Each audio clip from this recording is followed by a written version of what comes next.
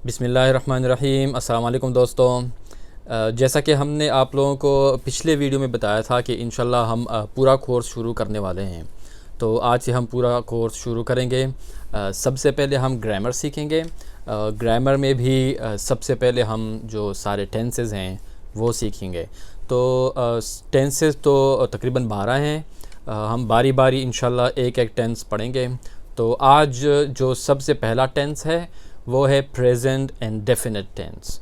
Present and definite tense का मतलब ये है कि उर्दू में ऐसे समझाते हैं कि जिस फ़िक्रे के आखिर में ता हूँ, ते हैं, ती है या इस तरह के अल्फाज आते हैं तो उसको कहते हैं प्रेजेंट एंड डेफिनेट टेंस। कि ये जो बात हो रही है ये हाल की हो रही है, प्रेजेंट टाइम की, हाल की, कि इस वक्त क्या हो रहा है। ठीक है, तो इसको कहते हैं प्रेजेंट एंड डेफिनेट टेंस। मिसाल के तौर पे जैसे कि हम कहते हैं कि वो खाता है या वो सोता है या हम खेलते हैं या तुम रोते हो, इस तरह की जो फ़िक्रे हैं इसको ये प्रेजेंट एंड डेफिनेट टेंस है। अब इसके कई सारे रूल्स हैं। इंशाल्लाह बारी बारी हम इसको एक्सप्लेन करेंगे, लेकिन एक्सप्लेन करने से पहले मैं दो बातें आप लोगों को बताऊं, आप लोगों ने ये वो याद रखने हैं। सबसे पहली बात तो ये है कि आपने अभी जो मैं वीडियो बना रहा हूँ आपने नोट्स बनाने हैं, लाजिमन नोट्स बनाने हैं, क्योंकि ये वीडियो जो है ये थोड़ी सी लंबी होगी, क्योंकि मैं पूरा टेंस जो है वो 2 या 3 मिनट में एक्सप्लेन नहीं कर सकता, ये मेरे लिए मुमकिन नहीं है और आप लोगों के लिए भी ये मुमकिन नहीं है कि आप लोग 3 मिनट में सारा टेंस याद करें। तो क्योंकि इसमें कुछ चीज़ें हैं जिसके लिए एक्सप्लेनेशन ज़रूरी है, तो वो मैं एक्सप्लेन करूँगा, आप लोगों ने नोट्स बनाने हैं। और दूसरी जो बात थी वो ये है कि इसके बाद आपने इस पे प्रैक्टिस करनी है और वीडियो को लाइक करके इसको शेयर करना है लाजमी। ठीक है, तो आइए शुरू करते हैं। सबसे पहले आपको जो है 3 चीज़ें सीखनी है। कोई भी फ़िक्रा हो उसमें 3 चीज़ें होती हैं। तो एक होता है सब्जेक्ट, एक होता है वर्ब, एक होता है ऑब्जेक्ट। तो जो सब्जेक्ट है वो है जो बंदा कोई काम कर रहा होता है, तो वो जो बंदा है वो उसको सब्जेक्ट कहते हैं। मिसाल के तौर पे मैं बात करता हूँ, ठीक है, तो मैं जो हूँ मैं सब्जेक्ट हूँ। या वो क्रिकेट खेलते हैं तो वो जो हैं वो सब्जेक्ट है। अब वर्ब जो है, जो मेन काम हो रहा होता है, जिसके बारे में पूरा फ़िक्रा होता है, उसको वर्ब कहते हैं।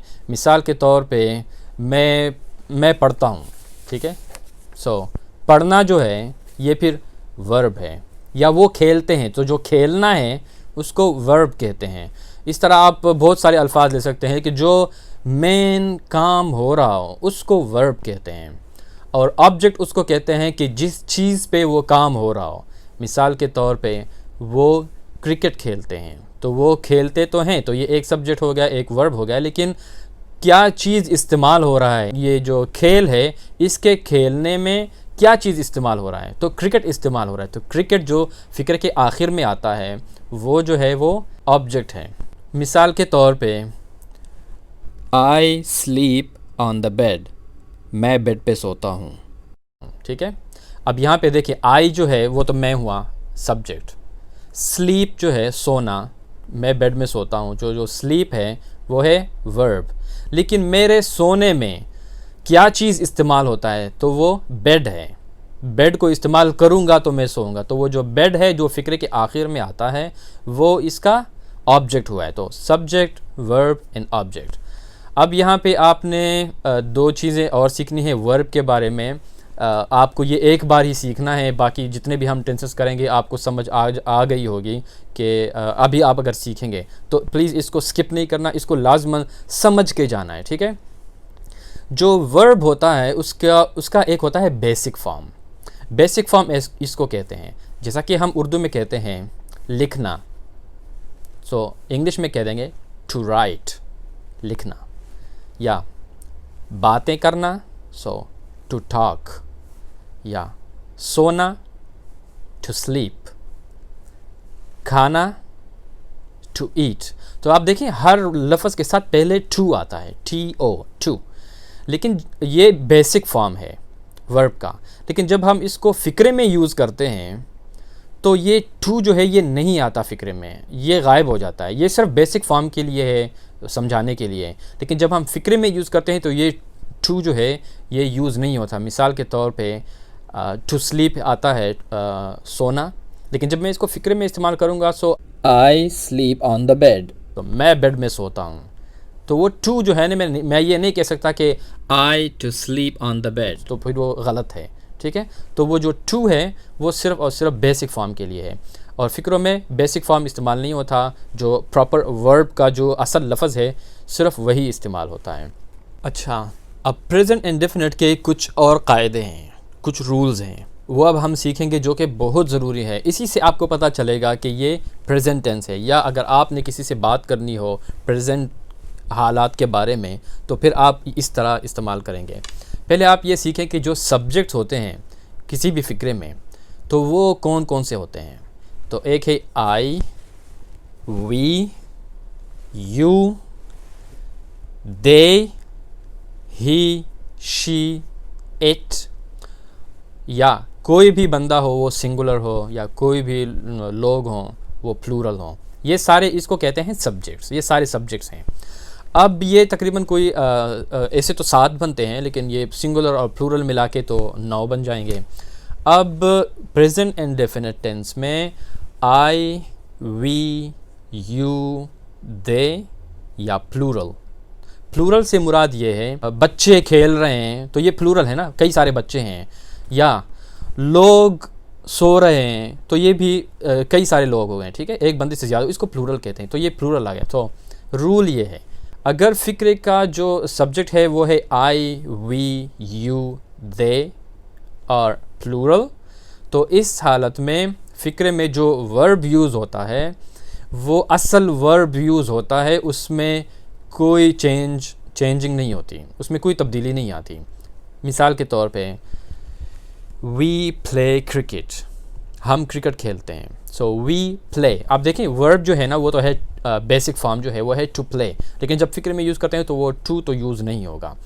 लेकिन यहाँ पे जो वर्ब का जो असल लफ्ज़ है प्ले, तो इसमें आप देखें वी प्ले क्रिकेट, तो इसमें ये जो वर्ब है एज इट इज़, मतलब इसमें कोई तब्दीली नहीं आई, कोई एक्स्ट्रा चीज़ें नहीं आई, वही वर्ब यूज़ हुआ है।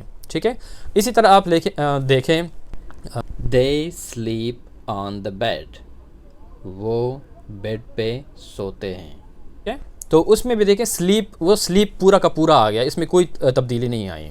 ये तो रूल है आई, वी, यू, दे या प्लूरल, इन सब के साथ एक ही जैसा ये रूल चलेगा। अब जो है चेंजिंग कहाँ पे आती है, वो आती है अगर कोई फ़िक्रे में जो सब्जेक्ट है वो है ही, शी, इट या सिंगुलर। सिंगुलर से मुराद ये है कि मैं कहता हूँ कि बच्चा रोता है। ठीक है, तो बच्चा तो एक ही है ना, मैंने बच्चा कहा है तो एक ही है, तो इससे हमें पता चलता है कि वो सिंगुलर है।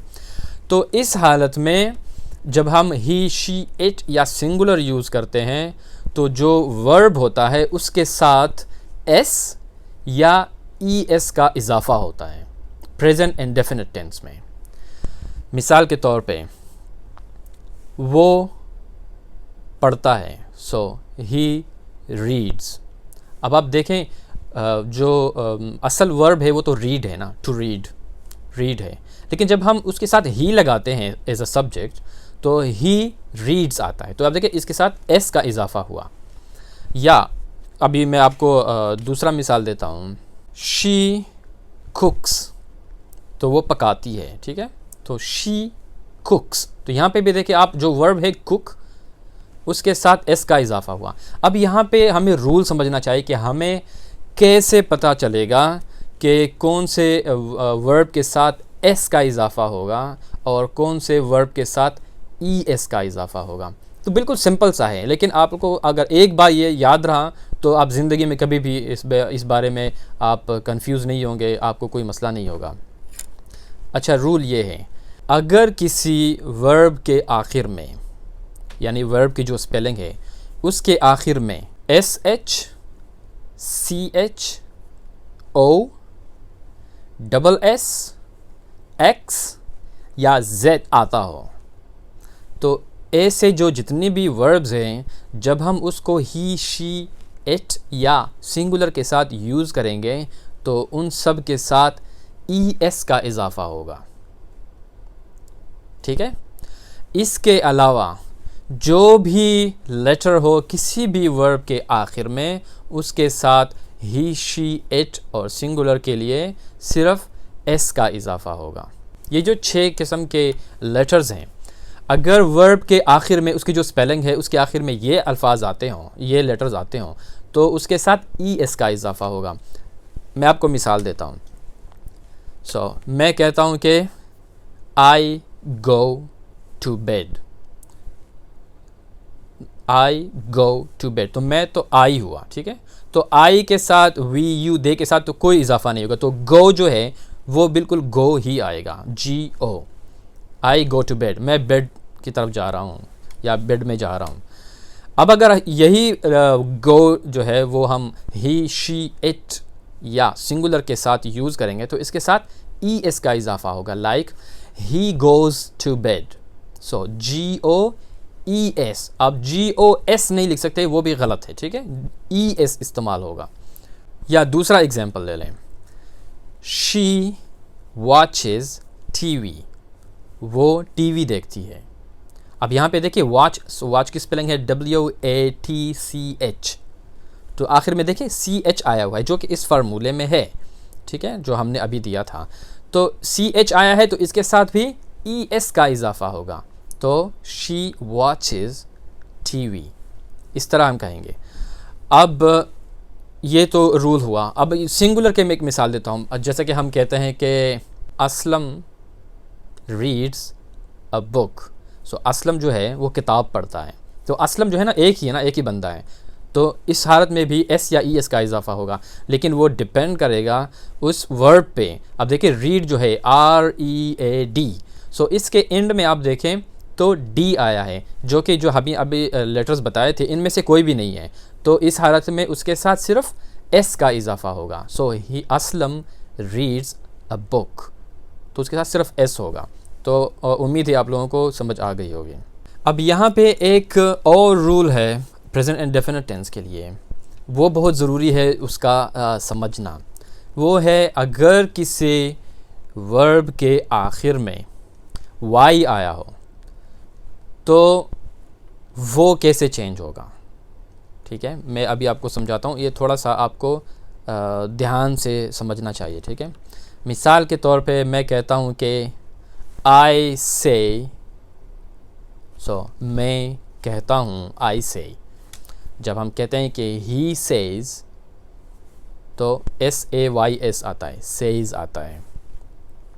लेकिन कुछ ऐसे अल्फाज हैं, अभी आप लोगों को ये समझना चाहिए कि अगर किसी वर्ब के आखिर में जो Y आया हो, अगर Y से पहले वावल हो, आपको पता है वावल कौन से हैं, AEIOU, ये वावल्स कहलाते हैं। अगर किसी वर्ब के आखिर में Y आया हो और Y से पहले जो सेकंड लास्ट लेटर बनता है, Y से पहले वावल हो, तो उस हालत में सिर्फ़ और सिर्फ S का इजाफ़ा होगा। लेकिन अगर Y से पहले कॉन्सोनेंट आया हो, कॉन्सोनेंट वावल तो ये 5 है ना, AEIOU, इसके अलावा जितने भी लेटर्स हैं इनको कॉन्सोनेंट्स कहते हैं। तो अगर Y से पहले कॉन्सोनेंट्स आए हों यानी वावल ना हो, तो उस हालत में Y की जगह Y को हटा के इसकी जगह हम लिखते हैं IES, मिसाल के तौर पे। लेकिन ये रूल है अगर हम वो फ़िक्रे में ही, शी, इट या सिंगुलर इस्तेमाल करते हैं तब, क्योंकि I, we, you, they में तो कोई चेंजिंग नहीं होगी, तो मैं पहले बता चुका हूँ, वो पूरे टेंस में वैसा ही है, उसमें कोई तब्दीली नहीं होती। ये जो हम चेंजिंग की बात करते हैं ये हमेशा जो है ना सिर्फ ही, शी, इट और सिंगुलर के लिए है। ठीक है। तो मिसाल के तौर पे हम कहते हैं ही क्राइज, वो रोता है। ठीक है। अब क्राइज की क्या स्पेलिंग है, नॉर्मली जो वर्ब है वो है cry, CRY, like I cry, we cry. ठीक है। तो वो तो क्राई का उसकी जो अपनी स्पेलिंग है वो CRY है। अब यहाँ पे आप देखें जो Y है इससे पहले R आया है, आर जो है वो कॉन्सोनेंट है, वो वावल नहीं है, ठीक है। तो इस हालत में जब हम कहेंगे कि ही क्राइज, सो इस हालत में ये जो वाई है इसको बिल्कुल हटा के, सो सी आर वाई को हटा के इसकी जगह लिखना है I E S, he cries. So cries की स्पेलिंग जो है वो बनेगी सी आर आई ई एस। आप सी आर वाई एस नहीं लिख सकते, वो पता नहीं क्या बनता है, क्राइज बनता है, लेकिन वो गलत है, ठीक है। रूल ये है, अगर वाई से पहले वावल हो तो सिर्फ एस लगेगा, अगर वाई से पहले कॉन्सोनेंट हो तो वाई को हटा के उसकी जगह आई ई एस लगेगा। यहाँ पे मैं ये बात भी बताता चलूँ कि यही रूल प्लूरल बनाने के लिए, लाइक किसी सिंगुलर से प्लूरल बनाना हो, वाहिद से जमा बनाना हो, इसी तरह यही रूल वाई का जो है ये उधर भी इस्तेमाल होता है, एग्जैक्टली द सेम। तो अगर एक बार आपने याद किया, मिसाल के तौर पे मैं आपको मिसाल, बेबी है, बेबी, सो इस बी ए बी वाई, जब हम उससे बेबीज़ बनाएंगे, बेबी हुआ बच्चा, बेबीज़ हुए बच्चे, ठीक है। तो बेबी, सो इस बी ए बी वाई। अब आप देखिए कि वाई से पहले बी आया है जो कि वावल नहीं है, तो इस हालत में वाई को प्लूरल, इसको प्लूरल बनाने के लिए भी अगर हम बेबीज़ लिखेंगे तो उसमें आएगा B A B I E S, ठीक है। तो वो तो हम तो वर्ब के साथ खेल रहे हैं, लेकिन अगर इस तरह के अल्फाज आएँ, मेमोरी, सो मेमोरीज़, या स्काई, सो स्काइज, सो वो वाई हटा के आई ई एस लगाते हैं प्लूरल बनाने के लिए। तो सेम रूल उधर भी अप्लाई होता है। तो यहाँ तक आप लोग यहाँ तक सीखें। अब इसके बाद जो अगली वीडियो आएगी, तो यही जो प्रेजेंट इंडेफिनिट टेंस है इसका हम नेगेटिव यानी मनफी और इंटरोगेटिव यानी सवालिया फ़िक्रे, मतलब वो नहीं खेलता या क्या वो सोता है, इस तरह की फ़िक्रे जो हैं इसको हम अगले वीडियो में बताएंगे, क्योंकि ये वीडियो ऑलरेडी काफ़ी लंबी हो गई है, लेकिन इससे छोटी मैं बना नहीं सकता, फिर आप लोगों को समझ ना आती। तो इंशाल्लाह ये जो नेगेटिव एंड इंटरोगेटिव सवालिया फ़िक्रे और मनफी फ़िक्रे जो हैं ये हम इंशाल्लाह अगली वीडियो में इसको कवर करेंगे। तो इंशाल्लाह प्रेजेंट इंडेफिनिट टेंस जो आप लोगों का है वो कंप्लीट हो जाएगा 2 लेसन्स में। तो उम्मीद है आप लोगों को पसंद आ गई होगी। वीडियो को लाइक करना और शेयर करना ना भूलिए। इंशाल्लाह अगली वीडियो में दोबारा मुलाकात होगी। अपना बहुत ख्याल रखिए। अल्लाह हाफ़िज़।